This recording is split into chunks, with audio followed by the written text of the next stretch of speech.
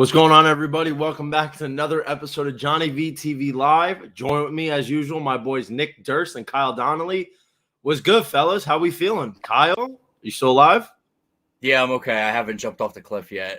It's rough because the only good thing about that Sunday was Tennessee beating Indianapolis like I thought would happen. But it obviously came at a cost, and now Tennessee's got to step up big time with Adrian Peterson. We'll see what happens going forward. Kyle, I think there's a small chance they're saying Henry's going to be back, but we'll see. I mean, I'm very upset. I didn't realize that if you get pumped up and go like this for first down after a 15-yard play, you get the 20 penalty. But if the entire defense, after an interception or a turnover, comes to the end zone for a picture, that's not a penalty. So these taunting penalties are out of control. We saw an awful one last night. They are awful. The NFL's got to, they got to figure it out. But you know what, man? It's Game 6 of the World Series. This is going to be our last time of the year talking MLB while it's happening. To help us close it out and give us a nice preview of Game 6, we have the Cleveland Indians relief pitcher, Mr. James Karinchak, joining us. And I don't know why, but he insists on going by XL. But let's bring him on. Mr. Karinchak, thank you for joining the show, buddy. How you doing? Happy to be here. Happy to be here. How we doing? I thought Kyle was going to sing his entrance song for us. Oh, you know what? Wow, that's some good entrance music, man. Let me ask you something, James. When you hear that and you're walking through the outfield there, going to the mound, do you absolutely have chills on your spine and going up your arms and everything? The hair standing up for you? Yeah, I mean, I'm excited to pitch any game, and especially in the home crowd when the Wild Thing's going. It's exhilarating. What did that mean for you when Charlie Sheen gave you the blessing for you to not only wear number 99, but be called the Wild Thing? Because anybody who's a huge baseball fan or just loves cinema has seen Major League a million times, like myself. And Charlie Sheen's Wild Thing persona just kind of blew up, and now you're the new age Wild Thing in Cleveland. I mean, how does that feel? I mean, it's a blessing. I mean, I didn't really expect it to take off like this, but we're pretty deep into it now, and I'm really happy Charlie Sheen's on board with it. So, James, listen, we got World Series Game 6 between the Braves and the Astros. Where are you going tonight? Who you got? I'm pulling for the Astros because they have a guy named Phil Maton. I was in the bullpen with him for probably all of 2020, a little bit of 2019, and most of 2021. So, I mean, he's a great guy, and I hope he gets a ring. Do you definitely think they win? Like, would you say you're rooting for the Astros, or do you think the Astros are going to win? I'm rooting for the Astros. I mean, Max Fried. I mean, another guy we had too, Eddie Rosario. He's having a great series and a great postseason. So it's going to be a great game, but I'm pulling for the Astros. So when Eddie Rosario got dealt right at the deadline, obviously it was a big blow because unless you really follow the sport closely, a lot of people don't know Eddie Rosario and what he can do, but he was a very steady piece for you guys, and he was really keeping you guys afloat, or one of the main reasons why your offense was afloat. And then you sent him to Atlanta. Did you really think that Atlanta had a shot after Ronald Acuna goes down? I mean, yeah, we did. I mean, I did. I mean, Freddie Freeman's he's pretty much an MVP in the MVP race every year. I mean, Dansby Swanson's having a remarkable year. Ozzie Albies having a remarkable year. Duvall's having a remarkable year. And we've got Charlie Morton, Max Fried, Ian Anderson, obviously, and that whole bullpen. They've been pitching great all year. And, I mean, they just had to put it together. And once they got in, I mean, anyone can win it once you get in. So imagine if Acuna Jr. was in this lineup right now. Yeah, I mean, it'd be even more scary. I mean, I don't know what more they can do. I mean, they're up 3-2 in the World Series. So, I mean, how much better can they get? 4-2, with all due respect, James. Yeah. I'm saying it's 3-2 in the World Series right now, right? Hey, they got to walk away with it at this point. Yeah, that's true. I don't know, man. Atlanta's got a bad habit of choking things away. It's in that city's DNA. I mean, I don't want to jinx anything, but let's call it what it is. Atlanta has not exactly delivered. Exactly. Atlanta has not delivered when they've been up in key situations in the postseason in the past. Like, let's leave it at that. But, I mean, it's got to be weighing on people's minds right now that the Braves are up 3-2. They have a chance to put the Astros away, get the first ring since 95. But there's chitter chatter that is Atlanta capable of putting this game away? I mean, I guess we'll find out soon. James, do you agree with me that if the Astros win tonight, there's no shot they lose tomorrow? The Astros will win Game 7. I mean, I don't know who's on the mound. I mean, they have Charlie Morton go. I mean, no, he broke his leg or whatever. So, But Dean Anderson will catch Game 7. I mean, Anderson's a stud, man. He's been the last 2 years in the playoffs has been a force. So, I mean, he seems pretty calm in whatever situation he's in. So, I think if he gets the ball in Game 7, he's gonna give him a chance. But to that point, like Nick was trying to make there, James, at that point, you know, Astros would have the momentum. So wouldn't you go with essentially the hot team at that point? You think, but I mean, I think momentum in baseball is easily sidelined by a good start.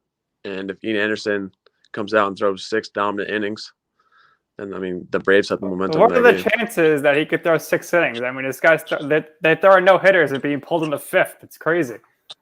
That's what I'm saying. I mean, it's possible. I mean, he had 3 or 4 walks that game and 5 no hit innings though. So if he keeps the pitch count a little lower, probably give it to him. Then probably give it with the Minter, Luke Jackson, and Will Smith. Yeah, no doubt about it. Now, for you personally, you were a starter in college. So how was that adjustment for you when you get into the minor league system, working out of the pen, and how did you figure out your way to your up downs and whatnot and getting ready? Because now in the World Series we're seeing guys are throwing back-to-back days because we're seeing 7 innings out of the pen. We have people starting a day after they're relieving. So how does your mindset change between being a starter and an opener and a reliever? I mean, the Indians, we obviously do a great job of getting pitchers to get the full ability out or get the potential out of every pitcher. And when I was told I was going to the pen, it was like an A ball. So they kind of like the lower levels, they kind of take care of you. So they kind of know when you're pitching. So you kind of figure out a routine, when to get ready. And as you get promoted, the high A, you still have like a little routine. But once you get to double A, it's kind of like make sure you're ready for every game. And then I guess as those stepping stones, you get more experience and you learn the game. And as I got to double A, I could, had a pretty good routine down and I was ready to pitch every day. So James, take us through here, your development, because as you've gotten into the major leagues and you were doing very well for the first half, and then you had a little bit of struggles in the second half, but then you get called back up, you end the season on a high note. What is the future of the Cleveland Indians going forward? You have a lot of talented arms. Shane Bieber should be back next season, back into full swing. You got Emmanuel Claus, who's throwing absolute gas in the pen, just locking it down. Where do you see the 2022 Cleveland Indians? I mean, I'm always going to be optimistic about our team. I believe in all our guys, and I always believe we have the best pitching staff on the planet when we're healthy. So, I mean, our lineup too is great. I mean, a couple of guys went down. Fremio went down early, and a couple of guys went down. I mean, I met Rosario at 290 this year. So I was like, if we can put it together, if we can stay healthy, I believe we can be in contention every year. It's just, I mean, that's kind of the hardest part of the game is staying healthy. I always wonder why you guys were in such a rush the last couple of years to have a fire sale, because if even 2 years ago, I was like, Cleveland is a real threat to win it all. You guys had such a loaded lineup, and your front office seemed to be just so ready to trade Frankie Lindor away, get rid of his contract. Like even Jose Ramirez, get him out the door. You traded Trevor Bauer, and there's just all these pieces that you were looking to give away. Is there any reason why you're looking to go into a new direction when your team honestly was so close, maybe 1 or 2 moves away from going all in to getting a ring or at least getting to the World Series? Yeah, I mean, I obviously have no part of those decisions, but I mean, all those guys you just named are obviously great players. But the guys that replaced them, I mean, they've been pretty great too. Again, Ahmed Rosario placed Lindor this year and hit 290. Thank God we had a better year than Lindor. So I'm saying, I mean, thank God we didn't get rid of Jose Ramirez. I mean, he is MVP every year, and then we got Clase for Corey Kluber. So I was like, I mean, there's give and takes. Like, yeah, we give away great players, but we get great players in return. So it's like, how can we compete with the guys we have right now? And that's all I'm, looking at. You think Ahmed Rosario even thought of the fact that he had a better year than Francisco Lindor? Or he paid no mind to it? I mean, he's a really great guy. He's seems pretty quiet around me at least, but pretty humble guy, and he goes about his business the right way, and he dominates every day. How about Andres Jimenez? You have to feel pretty comfortable on the mound if the ball's hitting his direction, and he pretty much can make most of the plays. Yeah, he's a great fielder. Honestly, all of our guys are pretty great fielders. Jose, I think, is a Gold Glove candidate. And then obviously Roberto Perez, when he's healthy, behind the plate. Austin Hedges, all those guys. The infield's been, pretty stacked. So we're hoping Terry Francona is getting well and he's getting ready to go for spring training. What was it been like, playing for him? And he's going to be a Hall of Famer, one of the best managers of all time. So take us a little bit in the clubhouse and how good of a manager he is and the respect he gets. I guess you don't really notice it when you're playing the games, but I feel like when I leave the stadium or when I leave the season, just how much of a legend Terry Francona is, man. The Red Sox, he ended that drought. And our organization obviously wasn't really a winning organization until he came here. And he's just, he's got a presence about him. And it's not that he demands respect, but he gets respect. It's just, he knows how to lead a team. And when he's there, teams win, and it's pretty obvious. And he might go down as one of the best of all time. James, this year, who is the toughest batter you had to face? The toughest out for you? The toughest hitter you had to face, period, whichever. I think, honestly, Hunter Dozier had my number this year. He had hit a fastball into left field bleachers, and then he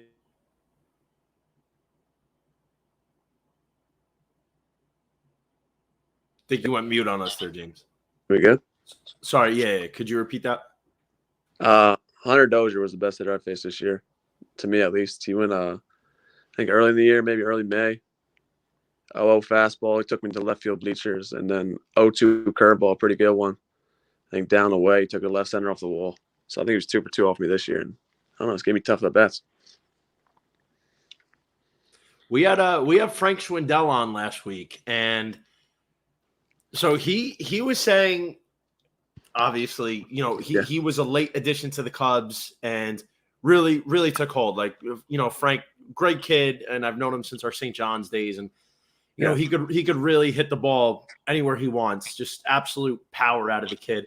And he was saying, to no surprise, that the toughest pitcher he had to face had to be Corbin Burns. So I told him next season when Corbin Burns and him go match up, I have to circle it on my calendar. I got to make sure I watch that game. So is this going to be the similar situation when you're going against Hunter Dozier?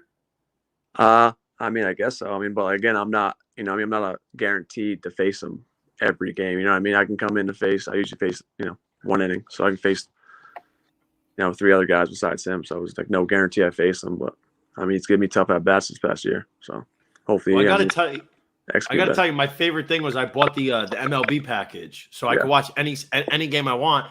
And so, especially, you guys, you play an hour behind us, so you're playing on Central Time Zone, so it's a little bit behind. But then a lot of times you're playing on the West Coast, of course.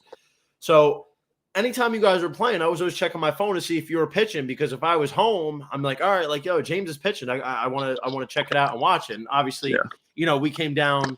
We're already down here when you guys came down to face the Rays, and we're sitting behind home plate watching you gas up the Rays. Yeah.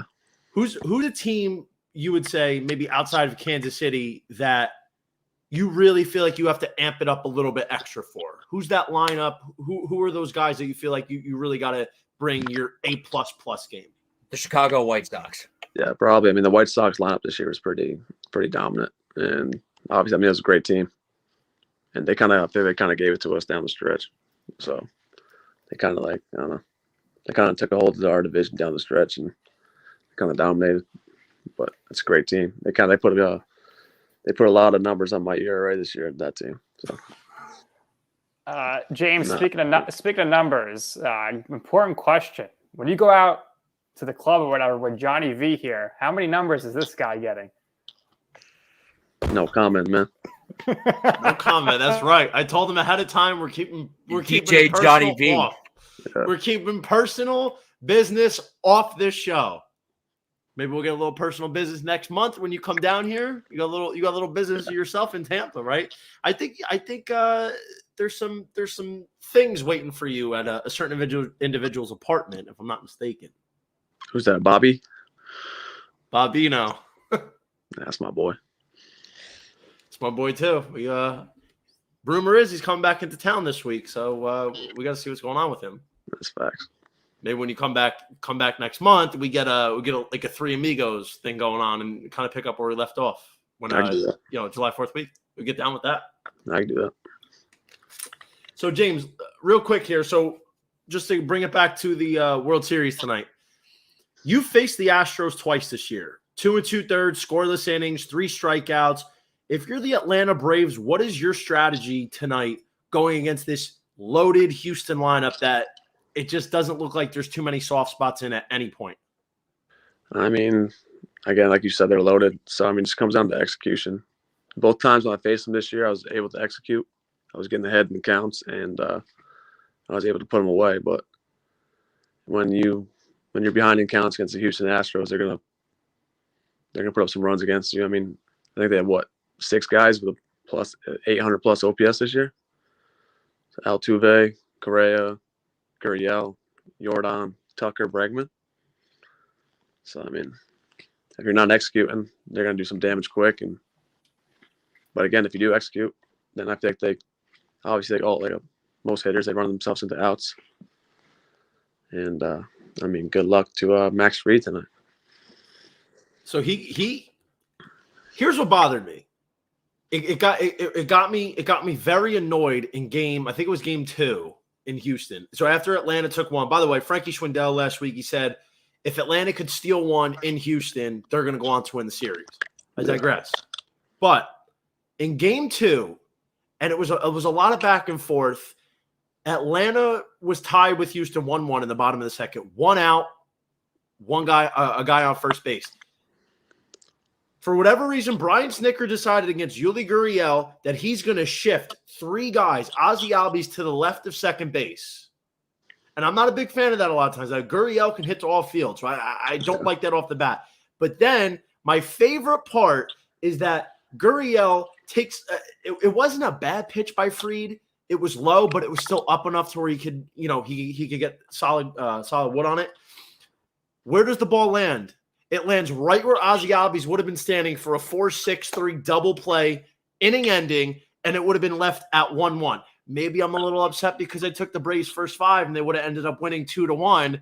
That's not the point, though. And then the best part is the next time up, Gurriel's up, no shift. Do you like the shift, yes or no? I mean, again, the shift's because of a numbers game. So if a guy pulls the ball 75% of the time, I probably want more infielders on that side of the field. So, I mean, I do like the shift, but I mean, you're obviously gonna get burned by it. But no one's clapping their hands when Jordan or Freddie Freeman hits the ball hard to second base in the hole. You know what I mean? Everybody's like, oh, it's expected. Like, you guys obviously see it more when the shift gets burned. But it's part of the game, and you gotta live with it. So with the shift being part of the game, like you said, James, does that curve your pitching a little bit into like how you pitch guys? Like you'll pitch them more inside, like based on where the defense is shifted, and stay a little bit away from the outside part of the plate, or does that not factor in? I mean, not really. I mean, the guys that we get we usually get a sky zone of like the hitter's strengths and weaknesses. Obviously try to stay out of their hot zones, but again, kind of stick to your strengths. So it's just it's a little mind game, but obviously at the end of the day, everything comes down to execution. So, I mean, if any pitchers execute their stuff in the big leagues, they usually get outs. So that's what it comes down to. When you're 2-0 against great hitters and you throw a cookie in, then probably not going to get outs. When's the last time you swung a bat? It looks like we're heading toward universal DH. But we've been saying a lot of pitchers here in the World Series. Zach Greinke looks like he'll be the last pitcher to ever get a hit, and then he pinch hits the next day and gets a hit. So when's the last time you picked up a bat? Probably summer of 2014, the last time I hit. College. Yeah. Can he still swing? You still got it? I don't know, man. Or did you ever have it? We might have to go back. We have to go in the time capsule for this one. I need exact confirmation in the time capsule here. Third team All State, third baseman kid. I mean, listen, that was way back when. That was once upon a time, kid. I mean, I'll show you how to hit. Nah, you And can't, that was in New York State too, Johnny. That's some frigid weather right there. Ian Anderson, New York State kid. I'll show you how to hit. You can't hit, bro. Hey, listen, anytime you want. Listen, I keep a couple of bats with me. We could go to the cages. We could do live BP. Johnny, you won't step in the box against him. You won't. No, I'm afraid he'll hit me. I gotta be honest. I gotta make sure I'm wearing a helmet and an elbow pad. God forbid this kid sails one. You think you could foul one off, Johnny, off him? It would. How many pitches here? How many pitches? If I got 100 pitches, he would look like John. 100 pitches, 30 at bats. I get 30 at bats. 30 at bats. He would look like John against a U.S. softball player. Listen, let's remember this. I haven't seen live pitching in about 10 years, but I still got some decent bat speed. I will say this: I still got some decent bat speed. I always had quick hands. I would Karinchak. Listen. I don't want to hear it from you. If we had 30 at bats, I think I could get a hit once. James, give him the cheese. Yeah, I mean, I don't think it really matters, honestly. I mean, you haven't played. I mean, it's not like you don't throw off speed, throw breaking, throw fastballs. It doesn't matter. You get it right. I mean, you're not. You don't play baseball. It's not really an argument. You know what I mean? That's fair. I mean, it's not really much the game. It's just more for it's more for like an ego thing to see who's got it or not. Yeah, that's reasonable. Save your ego, Johnny. I still got a big ego. We know that. Yeah. The 2022 Cleveland Indians will do what? I say we're the Guardians, you mean? Yes, the Guardians. Hey, there's a lawsuit. Roller derby team's coming after you, so it's not official yet. I saw that. But, hopefully, I believe we're top of the AL Central. And, we're pushing our way into the playoffs and get hot and take home a trophy, man. That's the dream. What was it like playing against Shohei Ohtani? It's pretty cool, man. He's he's like the modern day Babe Ruth. So it's pretty incredible to watch. I mean, he's probably got the most power in baseball, and he's got one of the best arms in baseball. So it's like, you obviously don't see that at this level. And it's honestly, it's really special because he's probably the best baseball player to ever play the game. Ohtani? Not like best talent to ever play the game. Not player. Best. No, I get what you're saying, James. It's all good. It's because he's multifaceted, right? He's probably one of the best athletes that's ever played the game. Yeah, I mean, he hit a 500-foot home run and throw a CG shutout. You know what I mean? Like the last guy to do that was Babe Ruth. You think Ohtani's got the most power in the league? He got more power than Yordan Alvarez. He's got more power than Pete Alonso. He's got more power than Matt Olson. I mean, just to name a few. Those guys, I think guys giving them runs would probably be maybe Giancarlo and like maybe Joey Gallo, but Shohei's right there with him, man. You saw the home. He hit a backdoor curveball, backdoor like Ephus. And just against the Red Sox this year over the monster, you know what I mean? Not many guys. Tell Johnny why Shohei is going to win MVP unanimously over Vlad It's ridiculous, bro. Vlad Guerrero desered it. He fell off a little bit at the end. He had a great year, Vladdy. I mean, he almost won Triple Crown, but I mean, starting pitching at a pretty elite level and hitting 40+ jacks is, again, that's Babe Ruth. I mean, that doesn't happen, and I don't know, got to put some respect on that man's name. Listen, I think he's a great player, and it's a lot of fun to watch him. But I had Vlad was like my dark horse to win MVP back in March. Look, when Shohei has that split finger going, man, he's got one of the most best strikeout pitches in the game. Period. Yeah, I mean it's dominant. I mean, it falls off the table, or he drops in the zone from the guy's head, and again, he throws 100 miles per hour. So that's another thing you got to worry about.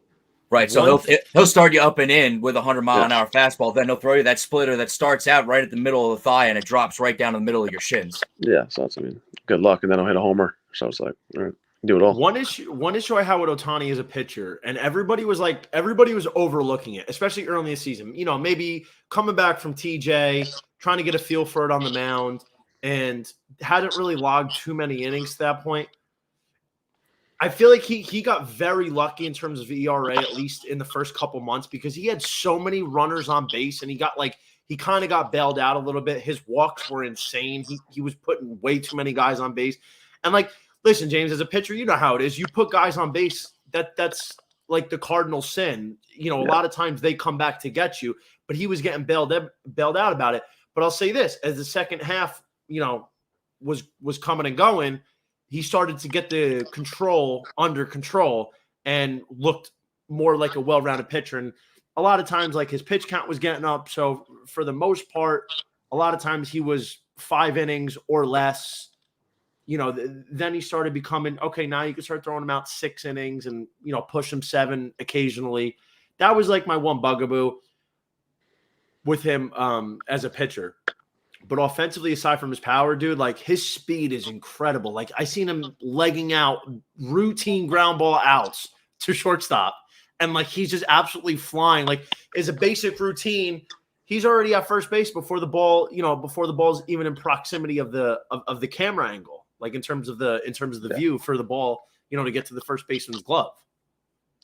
Yeah, he's probably the best talent to ever play this game, and it's fun to watch. Also doesn't hurt when you got Mike Trout, arguably the best player of all time. He wasn't even in there this year. He wasn't really even in there protecting him because Mike Trout got hurt against us early in the calf, May or June, and he didn't play the rest of the year. So that's another what if. And Anthony Rendon was really healthy. So again, if they had both those guys, I wonder how much better his numbers would have been. Totally agree.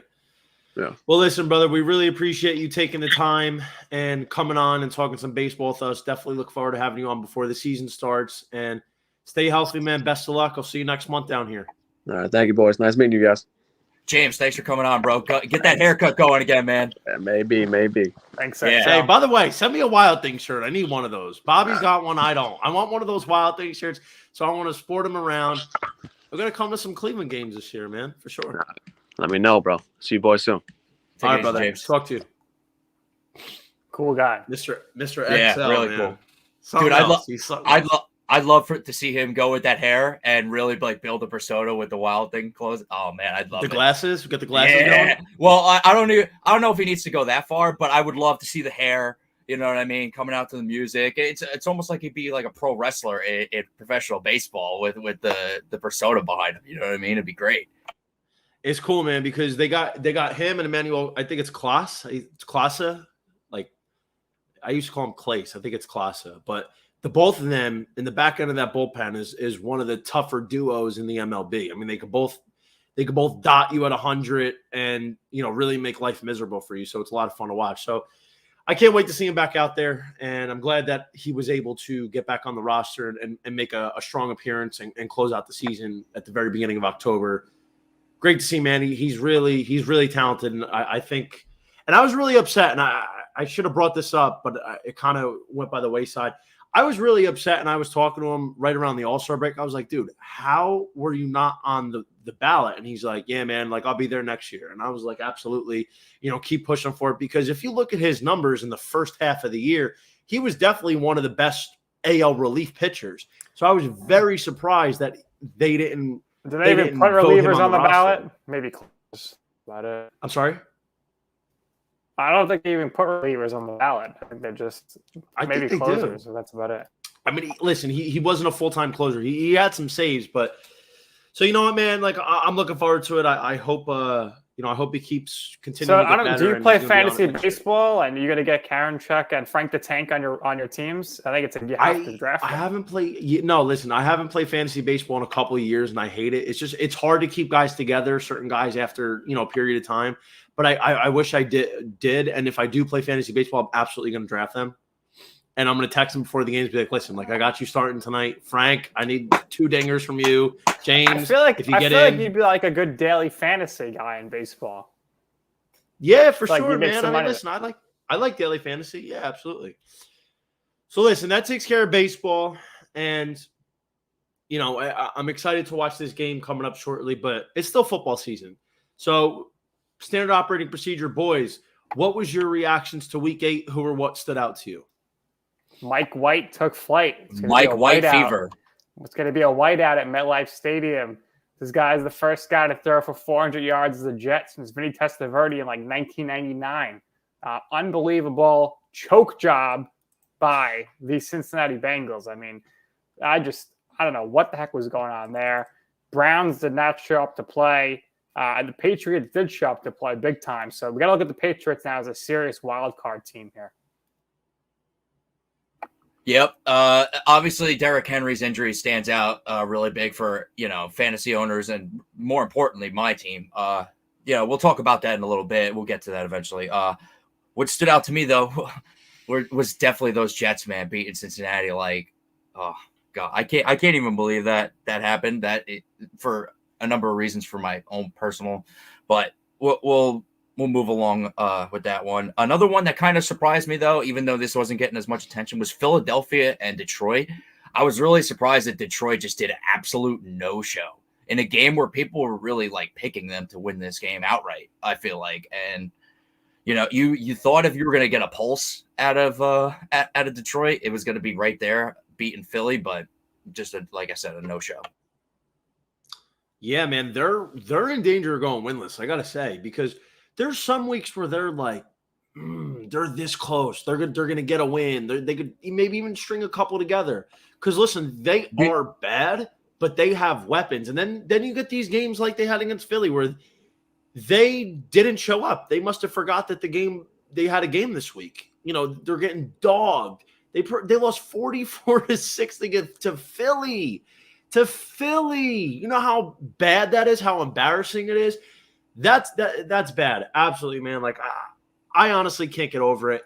And I got to say, just kind of go in a different direction with you guys. Well, I want to throw this in real quick. How about Cooper Rush? How many who or what stood out to you? Sorry. I wanted to just nail it in real quick before we just start moving on to our games that we hone in on. The Cowboys, Cooper Rush. I mean, what a standout performance by him on Sunday night to come up big in Minnesota against Kirk Cousins, who everybody was talking, oh, he's going to finally do his thing in primetime. He didn't, and he lost to Cooper Rush. I think it says I think that game says more about Minnesota than Dallas. Dallas is talented, we know that, but I think it says a lot more about Minnesota. But I would say mine that stood out, I gotta go Kansas City. Like, they're still not right, and it's not gonna get fixed overnight. But it's just so obvious that they are off. Could you imagine? They only have covered 2 spreads in their last 9. Still got the W. But it doesn't matter, bro. They The took the Giants Giants. the Giants should have blown the Chiefs out last night. The Giants blew that game. And Garrett's play calling in the red zone was atrocious. Twice. They can't just field goals. And I got to tell you, they took the field goal. They took the field goal when it would have been 4th and 2, I think, or 4th and goal from. It might have been 4th and 2. They were like 2 yards away from getting the first down. I forget what quarter that is. It might have been the 3rd quarter. But I'm like, why are you taking a field goal? That's not going to beat the Chiefs. Like, you need to go for touchdowns. If you don't get it, like, okay, so be it. But man, no Barkley, no Babytron. Shepard gets hurt. Tony gets banged up. And you barely beat the New York Giants at home in prime time. There is a major issue going on with Kansas City. Listen, if they sneak in the playoffs, you still got to worry about them. But this is a major issue for the Chiefs going forward. It is a major issue. Then they got the Packers this week. We're going to talk about that a little bit later. So as we're perfectly segueing into the next one, what is the Week 9 matchup you're looking forward to the most? Nick, I'm the only person looking forward to this one. I'm looking forward to Texans, Dolphins. The loser of this game, it gets the number 2 pick in the draft, most likely overall. And that's going to be pretty interesting because these are 2 teams that you would think are going to go for new quarterbacks next offseason via either the trade market or the draft. In the Texans' case, I'm sure they'd be probably drafting somebody the Dolphins are looking to trade. So, we'll see if the Dolphins can get that number 2 pick. It's going to be a lot more enticing for a team there to trade. So this is a game that actually have a big impact on next season as far as the quarterback carousel is concerned. And, it's going to be an ugly, ugly game. And I think Davis Mills and the Texans are going to pull it off. And I think it's no longer Tua time after this year in Miami. It sucks, man. I like Tua. I like him. I don't think he's that good of a quarterback. I think he's getting way too much blame, and it's not fair. But at the same time, he does play the quarterback position. Tua's not the problem. He is a problem for them, but he's also not the solution. So everybody's always all these Dolphins truthers that love Tua, like, oh, well, listen, he's got this, and that. Like, he's not the only problem. There's all these problems. Like, yes, you're right, but he's not the guy to fix them. Like, Deshaun Watson would be the guy if they could get him, but like they obviously didn't trade for him today. Now maybe this is going to be the hot topic of Miami summer if they're going to get Deshaun Watson, if in fact the legal situations abate or get cleared up. Look, I don't know why they're giving up on Tua, man. Honestly, if I'm a Dolphins fan, you got to give this guy more time to develop. I mean, it's only his first year, really. I mean, game-wise at this point, because last year he missed like the first half of the season recovering from his hip injury in college. So he's still like technically like a rookie, like flirting right around that area. You got to give him time to develop. This isn't really – I don't think it's him. I think it's got something to do with the offensive coordinator. I think they're not creative enough. I think Myles Gaskin is way better than what he's being projected out with his stats. I mean, as far as I'm concerned, Myles Gaskin should be a 3-down back for them, but that's here nor there.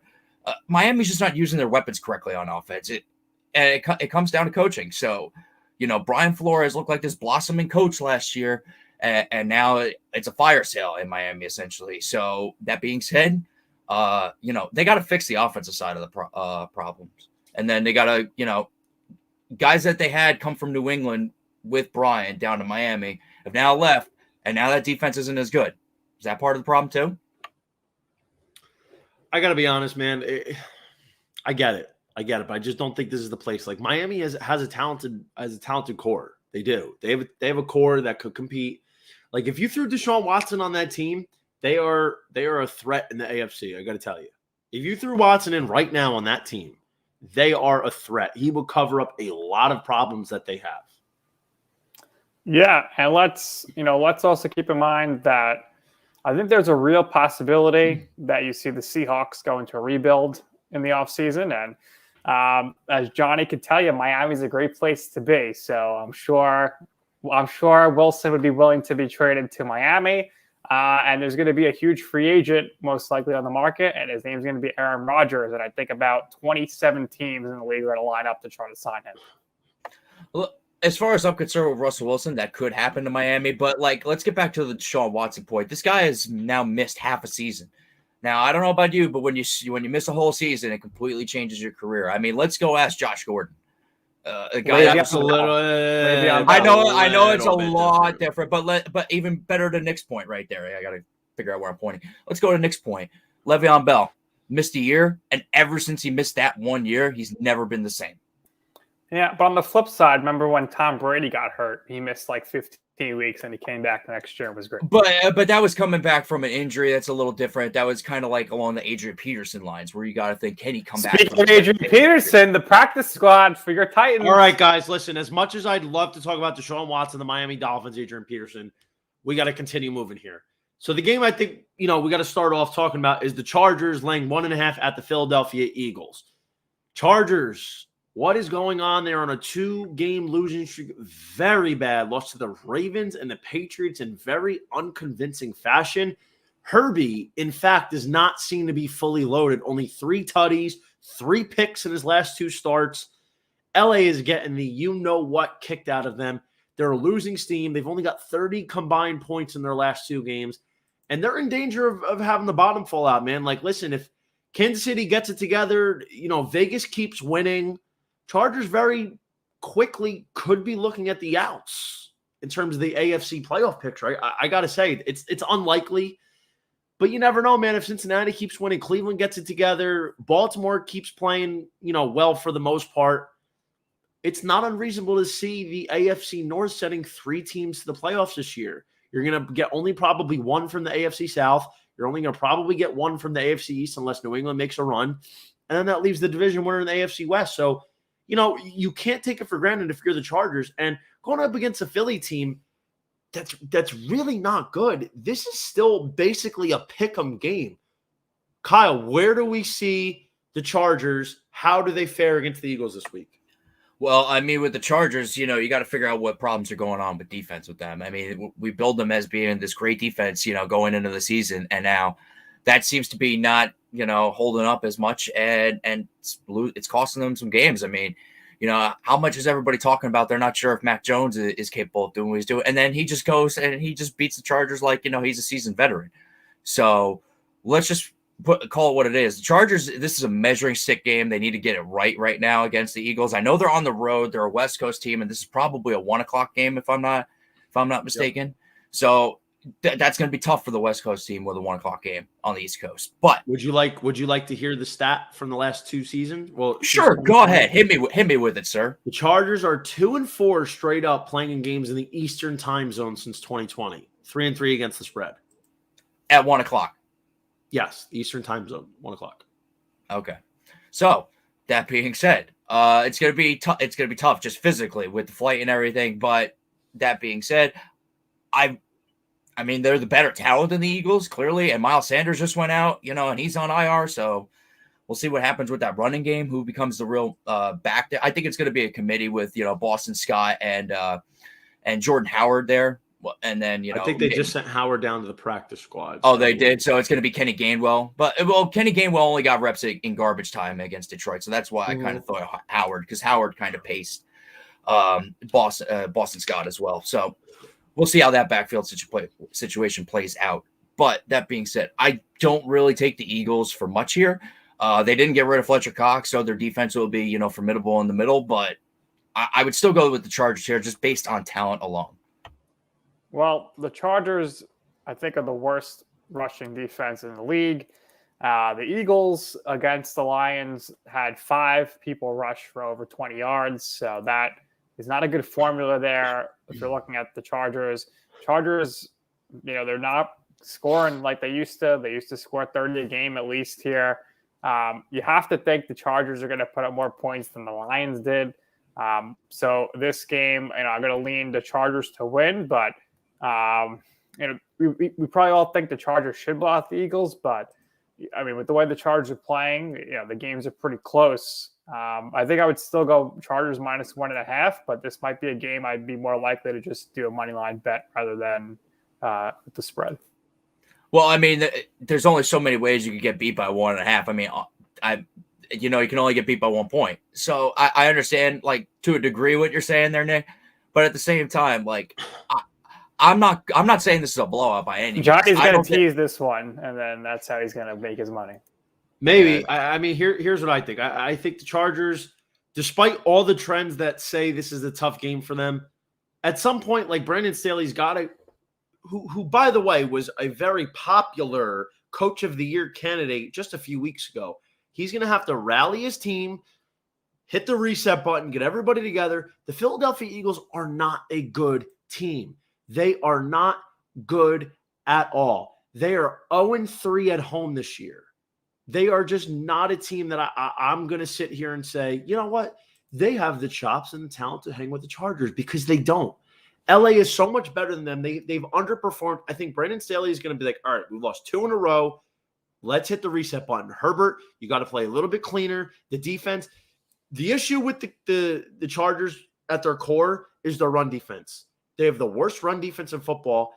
They don't care if teams run the ball on them, and that's a problem. That's going to be a problem coming down later in the season. But for this game, maybe you can make a couple adjustments trying to fill in the voids here. But I think LA ultimately gets it done. I would take the 1.5.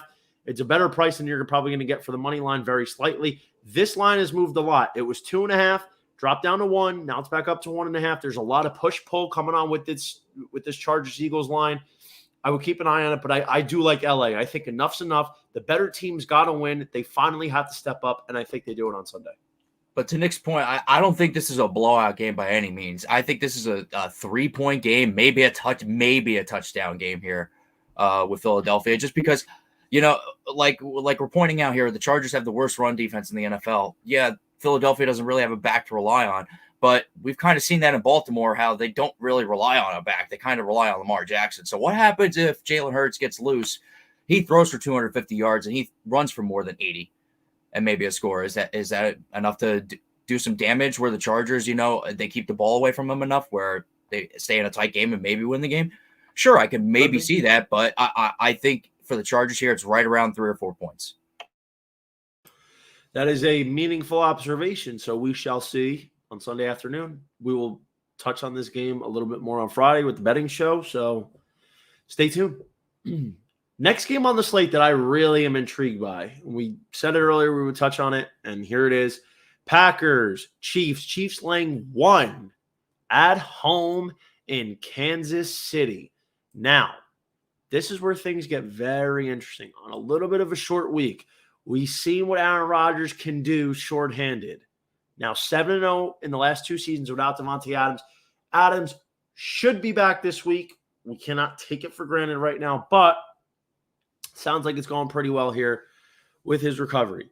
Here's the thing. The Chiefs, I've mentioned, they're awful this year when it comes to covering a spread. They've only covered 2 spreads in their last 10 games. They're 0-8 against the spread in their last 8 home games. They're 3-15-1 ATS in their last 19 games. They lead the NFL with 19 turnovers. They're 0-4 ATS at home this season, only 2-2 straight up. They've only scored 20 points once in their last 4 games. Now, in the first career meeting between Mahomes and Rodgers, let's get down to it. We know how bad Kansas City's playing. Green Bay is streaking right now. They've won 7 in a row. They're 4-1 on the road this season. They've scored 24 or more points in every single game this year, except for week 1. Guys, I got to lean Green Bay, especially you're getting Davante Adams back. Rodgers is sizzling. Green Bay's 14-6 against the spread, 16-4 straight up on the road since 2019. Could you believe it? I can. I'm going with Green Bay. I think they get the flat-out win. Rodgers takes down Mahomes in their first career meeting. Well, of course, I'm going with Green Bay here because, my boy, one of my favorite guys playing quarterback ever, Aaron Rodgers, who's John Wick back there. Have you seen the hairdo? This guy's absolutely incredible. As far as I'm concerned, there's nobody more of a sure bet than Aaron Rodgers. He just always seems to be getting it done, especially in these clutch moments, especially in primetime moments. And, Kansas City hasn't been doing anything. I mean, they just barely got away with a field goal victory against the Giants at home on Monday night. I'm going with the Packers here, but I'm going to give you a little bit of an insight here. I'm going to go with the under because I don't think that the Chiefs are going to score enough points to cover the over, and the Packers will win. Let's say they win 35-10. Okay. Ooh, a blowout. And that's because so many problems are going on in Kansas City right now, and they're not going to be able to keep up with Green Bay and their offense clearly clicking even without Davante Adams, all right? And not being able to stop them, Green Bay possesses the ball for an enormous amount of time. Pat Mahomes has to play catch-up. Not a good recipe. Just as an FYI, this total was 55.5 earlier today, dropped down a full point, so there's probably some sharp money coming in on the under. I got to be honest, 54.5, I think I would take the under here. I could see this being maybe a Green Bay 27-17 victory. I think Green Bay can win this game by 2 possessions. I really do. Just 27-21. So Packers even cover the spread and give you the under too. There you go. I gotta be honest. I think I see this as an under. I think Green Bay probably puts up at least 27 points. Kansas City, man, it's just not looking good for them. They are so out of sorts. It just, fluky things are eventually going to regress to the mean, like the Patrick Mahomes interception in the end zone. That's not on him. I'm not gonna put that on him. That's a ball that should have been caught. But still, at the end of the day, they are just making too many mental mistakes. They just didn't look good. And great. Like Mahomes last night, you saw the Giants were going to say, all right, we're going to play a shell. We're going to keep Tyreek Hill in front of us. Nobody's getting behind us. Mahomes stayed patient. Everything was underneath. Everything was checked down. Tyreek Hill, he had 18 targets. He only had a couple deep shot targets. And he stayed patient. And that's all well and good. But against a better team, they're going to take advantage of your weaknesses. They're not going to stall out on as many drives. And I think Green Bay is going to be that team that's going to put a hurting on Kansas City this week. Nick, what say you, bud? You don't get many chances to bet on Aaron Rodgers as an underdog. So I think that's the way you got to go. I'm surprised the Chiefs are favorited here at all, especially with the way the Packers are playing, and they just did so well last Thursday. This is the national game of the week in the 4:25 slot, so everybody's going to be tuned into this one. Listen, I think the Packers, they're in a great spot here to get the 1 seed in the NFC once again. If they'll win this game, I think, and then really beyond that, you got a big matchup on November 28th. Thanksgiving weekend there against Johnny's Rams. Later on, they got the Ravens, which the Ravens have always surprised us a lot. So maybe they could slip up there. They got the Browns, but they got a very easy-ish schedule here to close things out. So we saw the Bucks slip up here and lose to the Saints. They're probably not going to be able to get the 1 seed now. The 1 seed's going to come down. The Rams are going to be in play here for the 1 seed big because they got to play the Packers, but they also have to play the Cardinals. So we'll see what happens there. There's 2 tough games for them, whereas the Cardinals' only tough game is the Rams. The Packers' only tough game is the Rams. So 2 tough games for the Rams there. That's why I'm handicapping the Packers to get the 1 seed. It's W. Hey, another thing too, to make you more comfortable with Aaron Rodgers. The man's got 10 days rest going right now for him going into this primetime game. So he knows all eyes are going to be on him. He's going to be well rested. Plus, let's talk about a little something that nobody's giving credit to. That Green Bay defense is playing out of their mind right now. Fair enough. They're going to need it this week. But as Nick alluded to, my Rams. Let's close it out here on this one. Titans at the Rams, laying 7.5. I thought this line might get out of control. Here we go.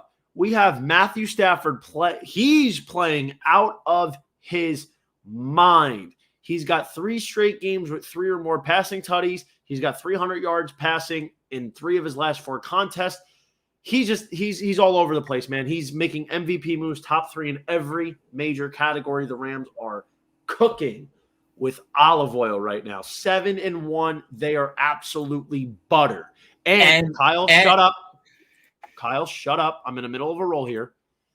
They are not only cooking, but aside from the easy schedule, they get a Titans team that just lost Derrick Henry, is going to replace him with AP and Jeremy McNichols. Aside from the fact they're probably not going to reallocate all of Derrick Henry's 25 to 30 touches this game, the Titans defense couldn't stop a nosebleed. They've lit up 30 points or more in 2 of their last 3 games. The Rams are cooking right now. Cooper Kupp is on a historic pace. I love what I'm seeing from Matthew Stafford, Darrell Henderson, Robert Woods is bringing it back together.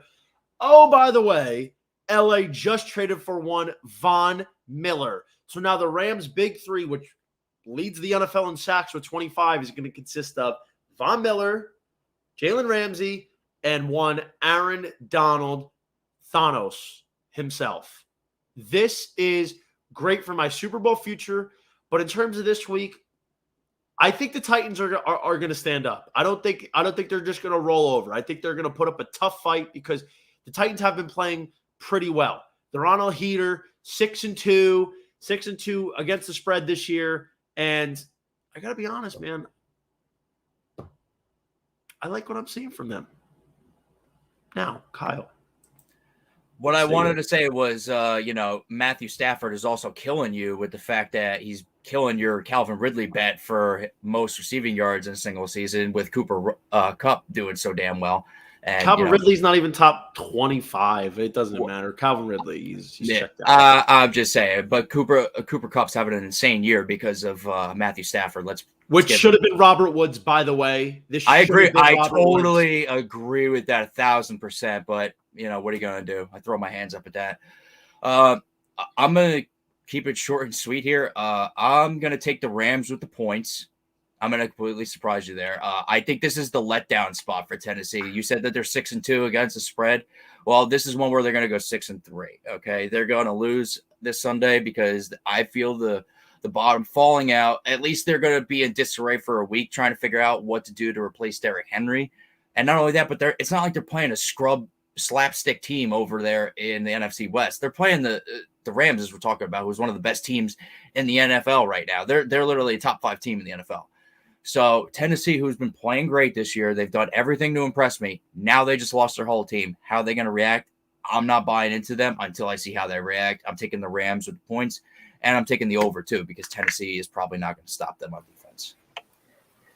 Kyle, no faith in your team? I mean, how do you're a fan. Nick, I'm a fan, but I'm a realist. I'm not a BS artist here. You wanted the honest truth. I'm giving it to you straight. I'm just telling you what I see. Look, Adrian Peterson, as far as replacing a physical presence like Derrick Henry, they did their best job in going out and getting somebody like AP. Now AP's 36. Let's keep that in mind. But he's still Adrian Peterson. He was a freak of nature at one point, much like Derrick Henry's a freak of nature right now. So, and he's well rested, and he's been putting it out there that he's in game shape. So we'll see what happens with a good offensive line in front of him. And the word around the street is that guys love to block for this guy. So we'll see how it happens. I'm gonna go with the Titans plus 7.5 here. I think it's a big line for this game, to be honest with you. The Titans, they just come to play. They find a way. So I like them there, and let's say a big day for Johnny's favorite player, Julio Jones, if he ends up playing. By the way, I wanted to say something real quick about him. He's done. He's done, man. The Titans will be lucky if they get another 3 games out of him this year, let me tell you. And then we'll see how his final contract year goes, with us. But, man, Julio, wow. Good thing we only gave up a 4th and a 6th for this guy, man. Hey, Kyle. Shut up. The best ability, Johnny, is availability. He's looking like Kenny Golladay right now. Great. He's looking like Kenny Golladay. Silence. I love it. Awesome. Silence. Fantastic. Okay, so we will be covering more betting stuff on Friday with the betting show. But to give you a little bit of a taster, we already heard it. The Gambling Innings Best Betting Trends. We're going to keep it short and sweet this week. We'll do a teaser later. Definitely all over it. We're going to take the Packers money line at the Chiefs. I pretty much hacked up along talking about why I love Green Bay. I just think Aaron Rodgers, this offense is humming. If they're getting Devontae Adams back, Kansas City is bad. They're turning the ball over at an unprecedented highly rate for this team. And if Green Bay can steal a couple possessions, the way Aaron Rodgers is playing, you just listen. He was able to do it against the Arizona Cardinals, who have shown one of the better defenses so far this season without his top 3 receivers. Oh, by the way, I think possibly the Packers might be activating All-Pro left tackle David Bakhtiari back. If that's the case, that is even more trouble for one Kansas City Chiefs. Brought to you by our boy Jahan at Emerge Sports Group, which, by the way, we do have to get Jahan on pretty soon. But regardless, we will be back with a teaser and other props and all that good stuff for Friday. So bring it in here for the Emerge Player of the Night. Nick, take it away with your Emerging Player of the Night.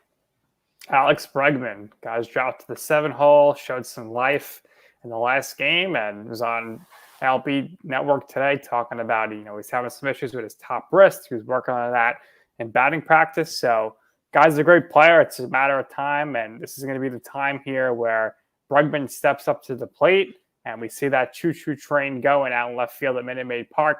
We'll see the impact, though, tonight because they are having the roof open, which is a rarity, but it's mid-80s. The roof open? So, roof open is what I'm hearing. It was open all day today.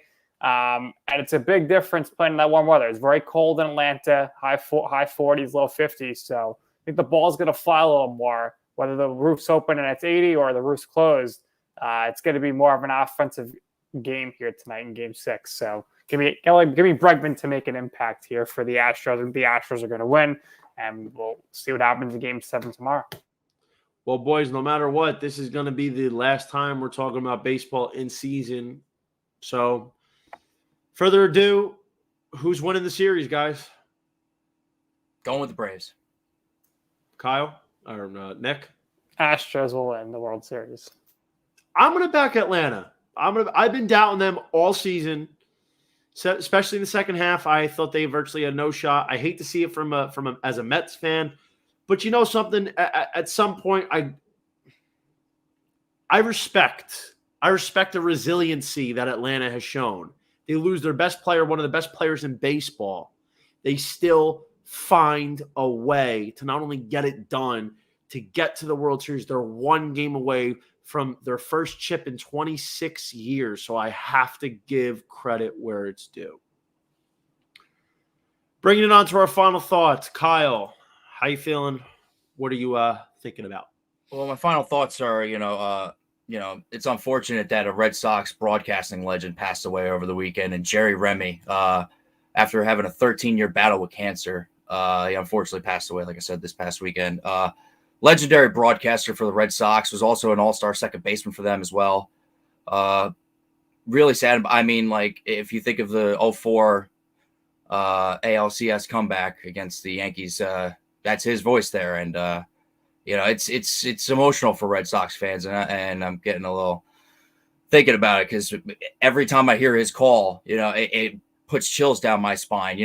With Dave Roberts stealing the bag and then him going home, tying the game. I mean, it's guys like that make us want to be in the business that trying to do this, trying to do what we're talking about right now, sports talk, and it's guys like that make us want to do this. And it's unfortunate that he passed away this weekend. Well said. Nick, what about you? Well, it's November 2nd, and the Mets don't have a president of baseball operations. They don't have a GM, and they don't have a manager. Bob Melvin goes to the Padres. I think we're going to see Rojas end up with the A's. And at this point, I think the Mets are just going to wait it out and see what happens with the CBA, because nobody's going to be signing between this weekend and December 1st anyway. So we'll see what happens. Hopefully they take their time and they get it right. Today was the NFL trade deadline. There wasn't too much to report. There was a couple moves here and there. Obviously, the big splash play was yesterday, Von Miller going to the Rams. So I love that for my futures bet. They're going to be a very tough team to stop. But staying out west, just wanted to touch on it. Very sad subject. Wide receiver for the Raiders, Henry Ruggs, was involved early this morning in a car crash that resulted in the death of another person. And, it's very unfortunate and sad to hear. Now, Henry Ruggs is facing reckless driving and a DUI. A DUI resulting in a fatality. Exactly. Which, is very sad to hear about. The victim obviously deserves the most, the most prayers and stuff. But then you think about a guy like Henry Ruggs, who 22 years old, everything going for him, his first round pick, millions of dollars. And, he threw his life away. And, we hope everything ends up, he finds peace and it all works out in the end. But, we don't know what the future is going to hold. There's steep penalties for this. We have no idea how it's going to go definitively. But the point is, don't drink and drive. If you're under the influence, don't drink and drive. Uber, Lyft, if it costs a little bit extra, what is the difference? It's way better than the alternative. This is the extreme case that is very possible, and it does happen, and it's just so unfortunate, and it impacts more than just yourself. So please don't drink and drive. Call an Uber, call somebody to come get you, walk if you have to, but just don't get behind the wheel. It's never worth it, and it's just very unfortunate that it takes stuff like this just to remind us why it's so important to stay away from driving in this situation. Our thoughts and prayers are with the victim. And, of course, I would still like to extend prayers to Henry Ruggs too, because he's a young kid. He made a mistake, and, he's going to have to live with this for the rest of his life. But that'll do it for us today. We'll bring you a betting show on Friday. Appreciate everybody listening. And boys, always a pleasure. Good luck tonight.